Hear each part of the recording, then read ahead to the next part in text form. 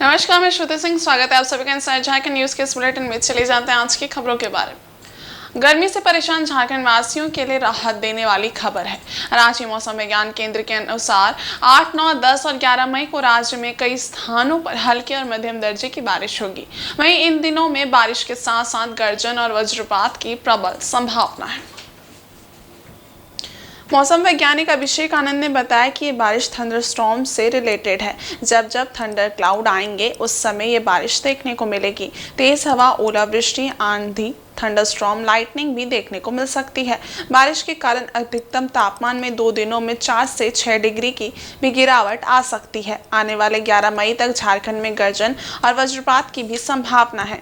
मौसम वैज्ञानिक के मुताबिक एक साइक्लोनिक सर्कुलेशन बना है जो उत्तर पूर्व मध्य प्रदेश पर स्थित है। वहीं नॉर्थ उड़ीसा से लेकर राजस्थान तक एक ट्रफ क्रिएट हुआ है जो छत्तीसगढ़ और मध्य प्रदेश से क्रॉस कर रहा है।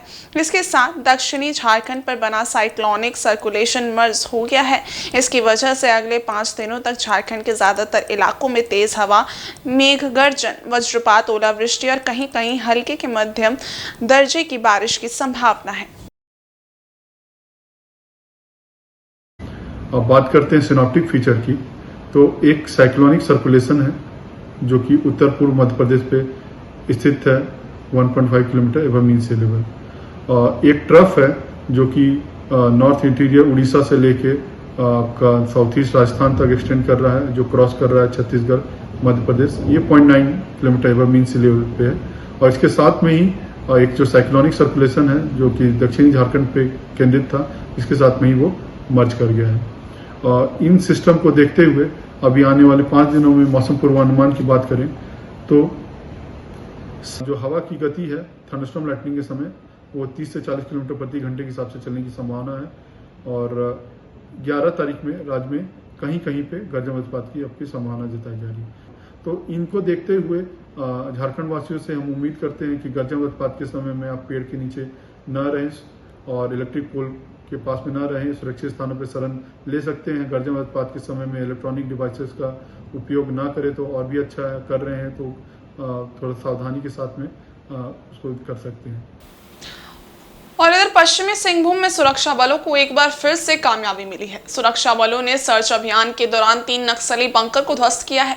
वहीं भारी मात्रा में विस्फोटक के साथ दैनिक उपयोग के सामान भी बरामद किए हैं। अभियान के दौरान मंगलवार को गोइलकेरा टोंटो थाना के सीमावर्ती क्षेत्र वनग्राम राजाबासा के पास जंगल में 340 पीस नॉन इलेक्ट्रिक डेटोनेटर और 10 पीस इलेक्ट्रिक डेटोनेटर बरामद किया गया है। सुरक्षा के दृष्टिकोण से सुरक्षा बलों ने बरामद विस्फोटकों को बम निरोधक दस्ता की सहायता से उसी जगह नष्ट कर दिया है। इसके अलावा 3 walkie talkie set, SLR gun की एक पिस्टन रॉड के साथ रिकॉइन स्प्रिंग, एक गोला बारूद पाउच, 4 नक्सलियों की नोटबुक सहित कई नक्सली सहायता, जीवन रक्षक दवाइयों और अन्य दैनिक उपयोग की सामान बरामद किए गए हैं। इलाके में सुरक्षा बलों की सर्च ऑपरेशन जारी है। बतौर पुलिस लोकसभा चुनाव के मद्देनजर नक्सल अभियान में भी तेजी आई है। पुलिस किसी भी तरह का मौका नक्सलियों को नहीं देना चाहती जिससे चुनावी प्रक्रिया में कोई बाधा पहुंचे। चुनाव शांतिपूर्ण माहौल में संपन्न हो, इसको लेकर पुलिस का एंटी नक्सल ऑपरेशन तेज कर दिया गया है।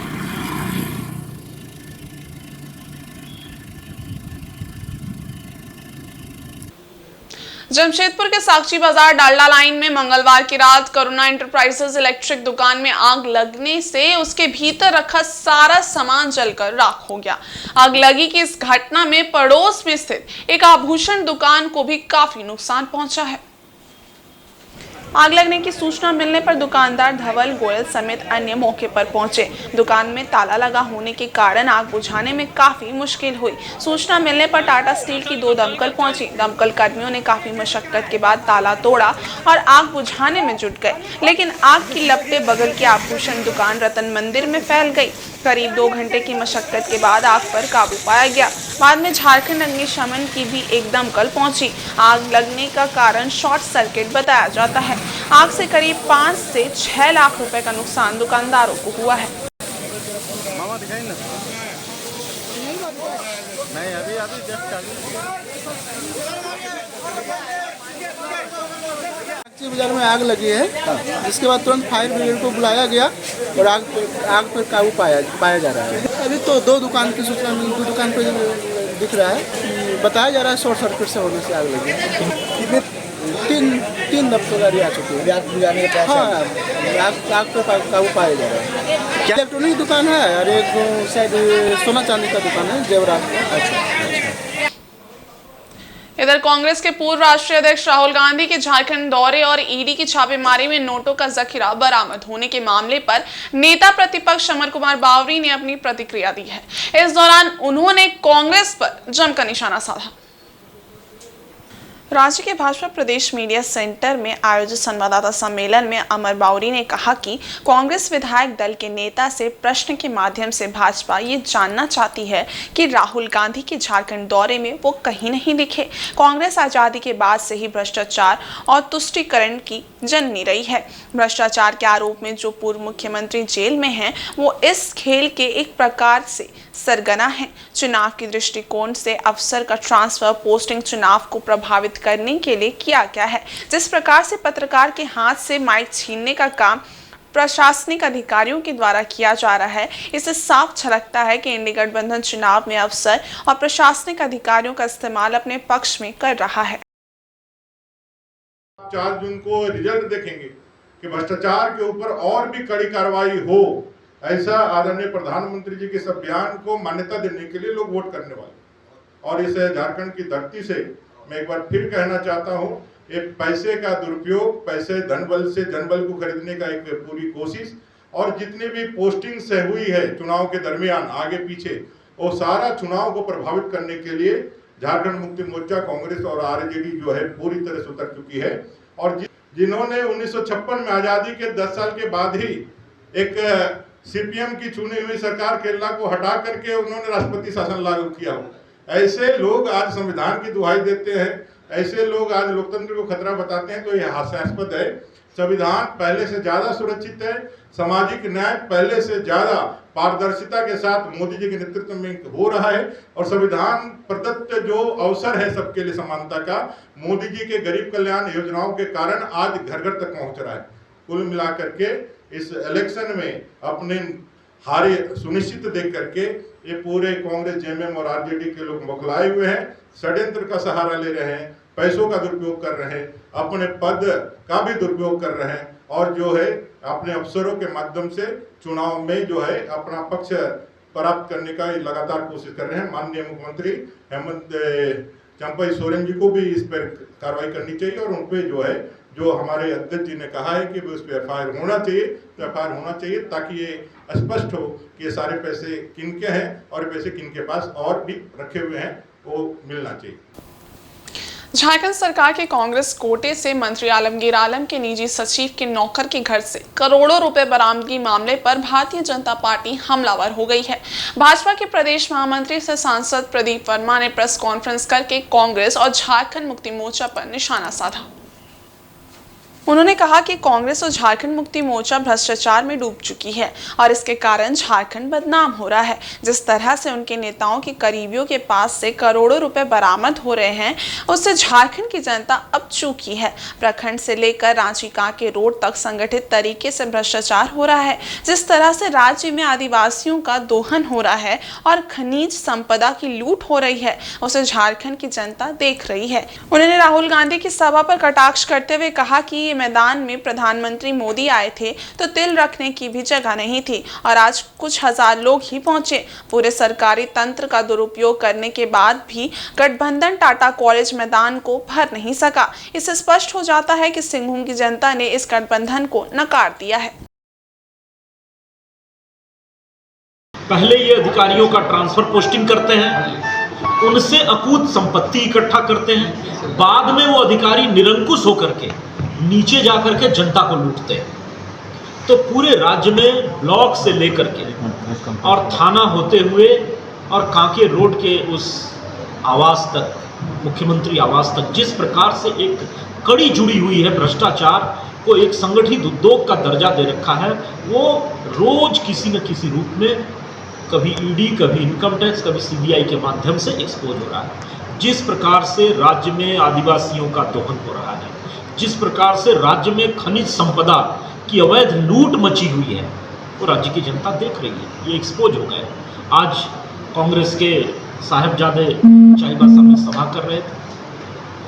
इसी मैदान में, टाटा कॉलेज मैदान में, कुछ दिनों पहले अभी आदरणीय प्रधानमंत्री जी की सभा हुई थी। पूरे मैदान में एक तिल रखने का जगह नहीं था। जितने लोग मैदान में थे उतने लोग मैदान से बाहर शहर की सड़कों पर थे। और आज मुश्किल से उसी मैदान में 2-3 हज़ार चेयर लगाया था इन लोगों ने, वो भी भरने में ये हाँफने लगे। सरकारी तंत्र का पूरा दुरुपयोग करने के बाद भी टाटा कॉलेज मैदान को भी भर नहीं पाए। ये अपने आप में दर्शा रहा है कि सिंहभूम लोकसभा क्षेत्र की जनता ने पूरी तरीके से इस गठबंधन को नकार दिया है। झारखंड मुक्ति मोर्चा और कांग्रेस सबकी नज़र से गिर चुकी है।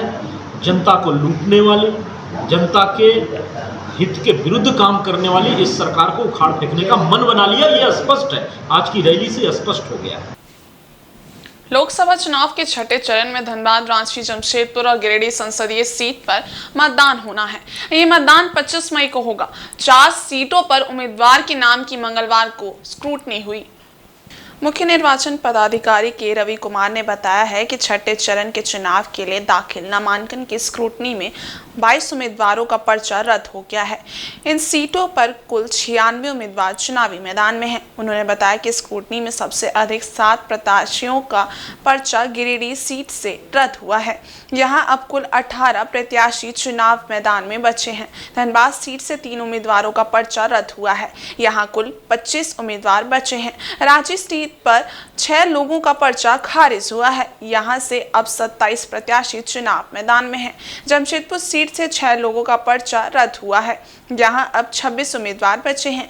इस चरण में नाम वापसी की अंतिम तारीख 9 मई है। मुख्य निर्वाचन पदाधिकारी ने बताया कि 7वें चरण के चुनाव के तहत नोटिफिकेशन जारी हो गया है। राजमहल लोकसभा सीट के लिए आज एक प्रत्याशी ने नामांकन का पर्चा दाखिल किया है, जबकि गौड़ा लोकसभा सीट के लिए 2 प्रत्याशियों ने नामांकन का पर्चा दाखिल किया है। दुमका लोकसभा सीट के लिए आज किसी भी प्रत्याशी ने नामांकन का पर्चा दाखिल नहीं किया। वो 6th फेज का आज स्क्रूटिनी था। स्क्रूटिनी में गिरिडीह में 7 कैंडिडेट का रिजेक्ट हुआ। अभी गिरिडीह में फाइनली अभी स्क्रूटिनी के बाद 18 कैंडिडेट है। हाँ, 6th फेज का पार्लियामेंट्री कॉन्स्टिट्यूंसी इलेक्शन का आज वो स्क्रूटिनी हुई थी। स्क्रूटिनी में आपका गिरिडीह में 7 कैंडिडेट रिजेक्ट हुआ। अभी बचा हुआ 18 कैंडिडेट है। धनबाद में 3 कैंडिडेट का रिजेक्ट हुआ। अभी 25 कैंडिडेट है। रांची में 6 कैंडिडेट का रिजेक्ट हुआ। अभी 27 कैंडिडेट है। आपका जमशेदपुर में 6 रिजेक्ट हुआ। अभी 26 है। 26 last date of withdrawal 9th में है। उसके बाद हम लोगों का वो वहाँ पर फाइनल होगा। फिर वो 7th फेज में होने वाला राजमहल, दुमका, गोड्डा का आज नोटिफिकेशन हुआ। आज राजमहल में 1 नॉमिनेशन फॉर्म प्राप्त हुआ, उसमें 1 कैंडिडेट है। गोड्डा में 2 नॉमिनेशन फॉर्म प्राप्त हुआ, उसमें 2 कैंडिडेट है। दुमका में कोई भी नॉमिनेशन फॉर्म प्राप्त नहीं। उसी 6th फेज का संबंध में कितना भी वो इलेक्टोरल डिटेल्स है, पोलिंग स्टेशन डिटेल्स है, इसमें है, वो आपके पास में शेयर कर रहा है। उसी में आप देख लीजिए। इसमें वहीं इंडिया गठबंधन के प्रत्याशी समीर महंती ने पोटका के 1 दर्जन से ज्यादा गांव का दौरा कर जनसंपर्क अभियान चलाया। इस दौरान वे लोगों से मिले और अपने समर्थन में वोट मांगा। इससे पूर्व उन्होंने हाता में चुनावी कार्यालय का उद्घाटन किया। मौके पर स्थानीय विधायक संजीव सरदार के साथ काफी संख्या में झामुमो कार्यकर्ता उपस्थित थे। समीर मोहंती ने अपने समर्थकों के हाथा से पदयात्रा, हल्दी पोखर, हेसड़ा, रसुन चौपा, कोवाली आदि जगह में जनसंपर्क अभियान चलाया और डोर टू डोर जाकर लोगों से मिले। इस दौरान कई जगह नुक्कड़ सभा का भी आयोजन किया गया। इसके साथ ही हल्दी पोखर एवं हाथा में बिरसा मुंडा की प्रतिमा पर माल्यार्पण कर उन्होंने कार्यकर्ताओं में जोश भरा। इस जनसंपर्क अभियान के माध्यम से प्रत्याशी समीर मोहंती ने कहा कि एक मौका मिलेगा तो वे क्षेत्र में सबसे पहले विकास का काम करेंगे। उन्होंने लोगों से अपील की कि जिस तरह से उन्होंने संजीव सरदार को विश्वास के साथ वोट देकर जिताया है, उसी तरह से उन्हें भी विजयी बनाएं। इतना प्रोग्राम दे रहा कि हम अपने को समय नहीं दे पा रहे। मेरा सौभाग्य है कि एक साधारण घर के बेटा को मौका दिया है और सारे लोग स्वीकार कर लिया है कि भाई ये जो है ये चुनाव लड़के मैदान से दिल्ली तक जा सकता है।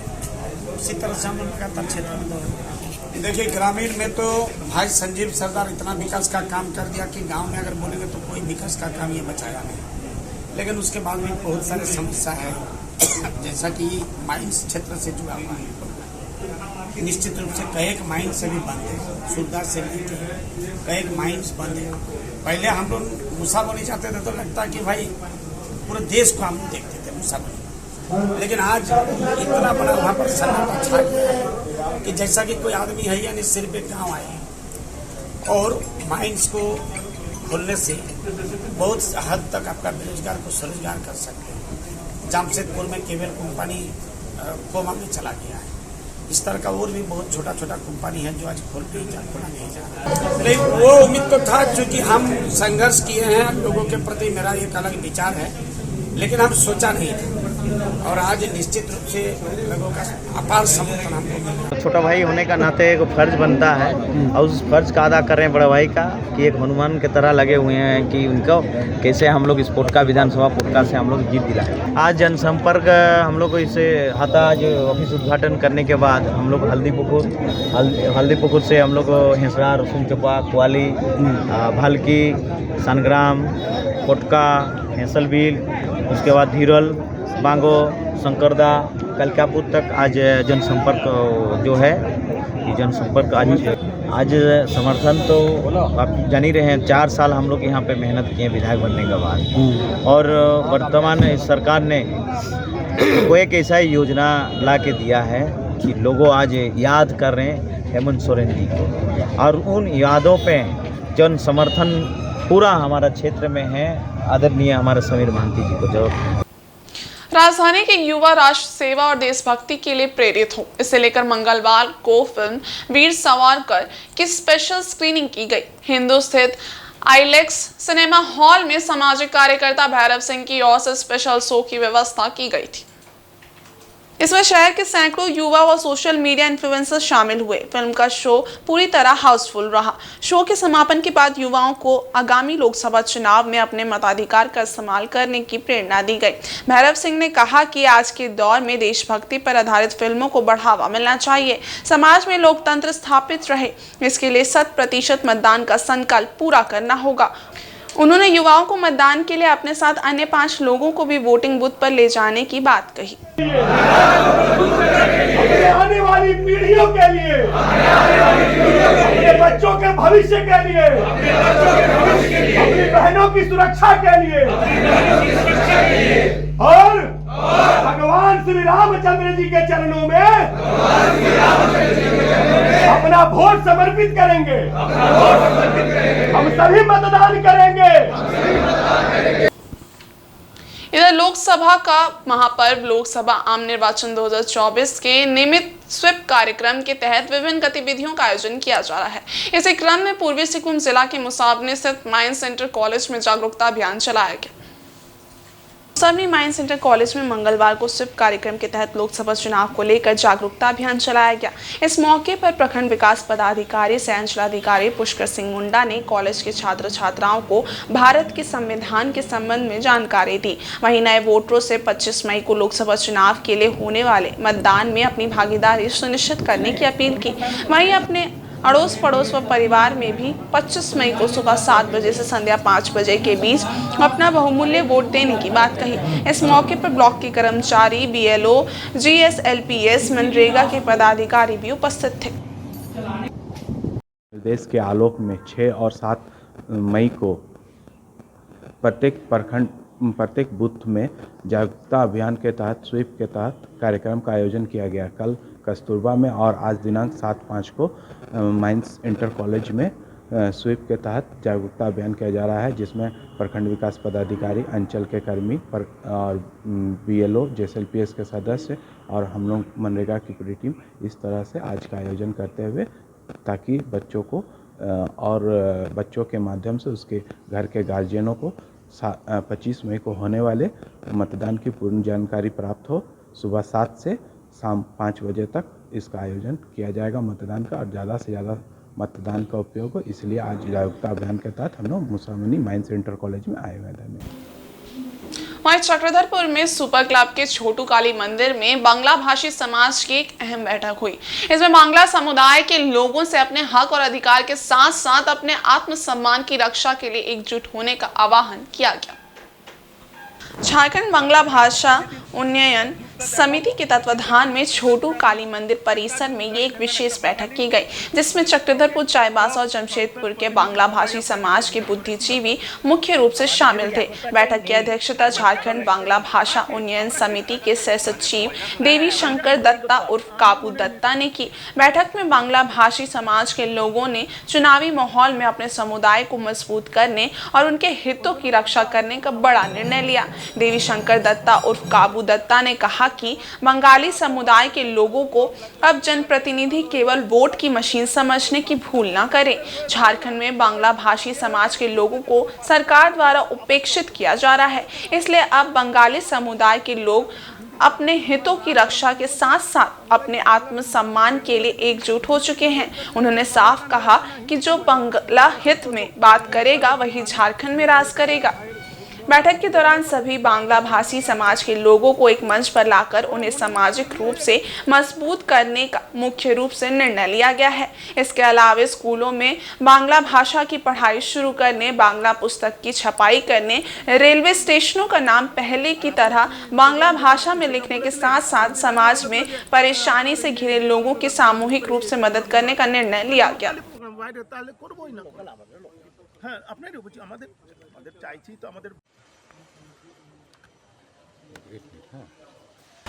कल हमारे कवि गुरु रविंद्रनाथ ठाकुर के जन्म जयंती है। उनका कई कार्यक्रम रखा गया इस जिले भर में, जिस जिले में करीब 2.5 से 3 लाख बांग्ला भाषा भाषी रहते हैं। और इसी के स्वरूप हम लोग इस बार करने चाह रहे सेंट्रलाइज 2 प्रोग्राम, एक पश्चिम सिंहभूम चाईबासा को लेकर मिला के चाईबासा रविंद्र भवन में, और एक आदित्यपुर, कांड्रा, सोनारी, गम्हारिया को लेकर आदित्यपुर में। इन तमाम बैठक हो चुकी। कल हम लोग इस कार्यक्रम का रूपरेखा तैयार कर रहे हैं और आने वाला कुछ दिन में हम सभी बांग्ला भाषा भाषी के ओर से तमाम जनप्रतिनिधि जो चुनाव लड़ रहे उन्हें मैं आगाज कराना चाहता हूं इस बंगाली भाषा भाषी के तरफ से कि हमारा हक अधिकार के लिए जो हमें साथ देंगे हम लोग भी उसी को साथ देंगे। ये नहीं होगा कि चुनाव के सब आए हैं आप और बोल के चल गए, आश्वासन दे के, ये नहीं होगी। क्योंकि बांग्ला भाषा भाषी काफ़ी दिन से यहाँ उपेक्षित महसूस कर रहे हैं, चाहे वो अल्पसंख्यक में अधिकार की बात हो। जो रेलवे स्टेशन में बरसों से अंग्रेज जमाने से रेलवे स्टेशन में बांग्ला में लिखा हुआ था सिलापट में, कई स्टेशन में उसे हटा दिया गया। ये बांग्ला भाषा भाषी घोर निंदा करते हैं।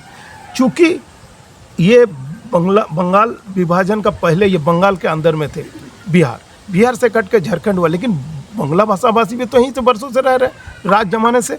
तो हमारा अधिकार हक की लड़ाई को लेकर हम लोग कभी पीछे नहीं रहेंगे, क्योंकि इतिहास का पन्ना अगर देखेंगे तो 99% बांग्ला भाषा भाषी के अवदान इस देश में। तो इसीलिए हमारा हक अधिकार को कई तरह से हम लोग छोड़ने के किसी को बर्दाश्त नहीं करेंगे। लेकिन चूँकि कल हम लोग तमाम क्लब के माध्यम से आपको बताया कि कल कवि गुरु रविंद्रनाथ ठाकुर का जन्म जयंती है, हर क्लब में मनाया जाता है, लेकिन इस बार हम लोग चाईबासा में सेंट्रलाइज किए और आदित्यपुर में कई वहाँ का आदित्यपुर, कंडरा, गम्हारिया मिला के जो बोले वहाँ का बांग्ला भाषा भाषी वहाँ पर कार्यक्रम रखेंगे। साथ ही साथ आपके चैनल के माध्यम से उन तमाम जनप्रतिनिधियों को आगाज कराना चाहते हैं बांग्ला भाषा भाषी के तरफ से कि आप हम उपेक्षित महसूस नहीं करेंगे। ये नहीं कि बंगाली समुदाय केवल वोट के मशीन है, वोट के समय आप वोट लेंगे, जीत जाएंगे, उसके बाद बांग्ला भाषा भाषी को भूल जाएंगे, ये कतई नहीं होगा। इसीलिए हम लोग सब बांग्ला भाषा भाषी आज सभी क्लब के सदस्य, कोई किसी राजनीतिक पार्टी से संपर्क रखता होगा, लेकिन हम लोग सब एक मत है, सबका एक ही भावना है, जो बांग्ला हित में बात करेगा वो झारखंड में राज करेगा। वहीं सरायकेला खरसावां बार एसोसिएशन के अध्यक्ष पद पर अधिवक्ता प्रभात कुमार लगातार दूसरी बार अध्यक्ष और देवाशीष ज्योतिषी तीसरी बार महासचिव चुन लिए गए। मंगलवार को हुए चुनाव में प्रभात कुमार सुबोध चंद्र हाजरा को 32 मतों से हराकर लगातार दूसरी बार अध्यक्ष बने।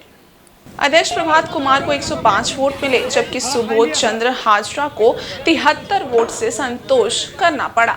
जिला बार एसोसिएशन की मतगणना के बाद देर शाम जारी हुए रिजल्ट के अनुसार उपाध्यक्ष पद पर केदार अग्रवाल अपने निकटतम प्रतिद्वंदी ओम प्रकाश को 6 वोटों से हराकर विजयी हुए। सचिव पद पर देवाशीष ज्योतिषी ने हैट्रिक लगाते हुए अपना पद बरकरार रखा। उन्होंने अपने निकटतम प्रतिद्वंदी अरुण कुमार सिंह को 48 वोट से पराजित किया।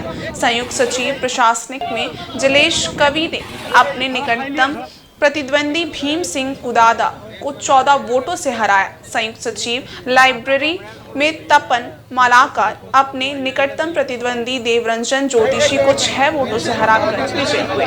कोषाध्यक्ष पद पर लखिंद्र नायक अपने निकटतम प्रतिद्वंदी नायक हिमरम को 12 वोटों से हराकर विजयी हुए। सह कोषाध्यक्ष पद पर दुर्गाचरण जोंको ने अपने निकटतम प्रतिद्वंदी प्रकाश ज्योतिषी को 14 वोटों से हराया। के लिए और बार के विकास के लिए पहली टर्म में हम लोग बहुत कुछ काम कर दिए हैं और बहुत सारा काम करना बाकी है, जिसको हम लोग तन्मयता के साथ करने जाएंगे। कहता है कि मानव अधिवक्ताओं का विकास है ना, मेन समझता है, और स्वच्छ प्रशासन यही सब है। और बार बिल्डिंग हो चाहे विकास के लिए जो भी करना होगा, मैंने अधिवक्ताओं के हित के लिए जो भी करना होगा हम लोग करेंगे। और इस बुलेटिन में बस इतना ही। ब्रेक के इस बारे कुछ और खास खबरें, तब तक के लिए देखते रहिए इनसाइड झारखंड न्यूज। धन्यवाद।